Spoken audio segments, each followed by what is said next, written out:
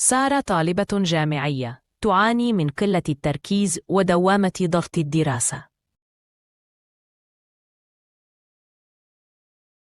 بقالي أسبوع مش عارفة أذاكر، دماغي مش بتستوعب.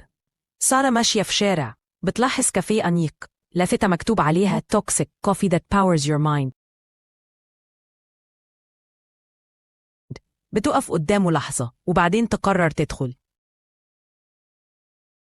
أهلا بيكي، أول مرة تزورينا؟ جربي الفوكس بلند مخصوص لطلبة الجامعة.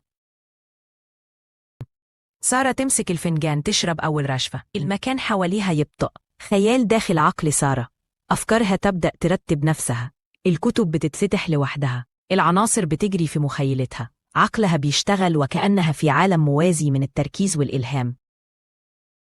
سارة في المحاضرة أول مرة تركز، بترفع إيدها تجاوب، البروفيسور مندهش.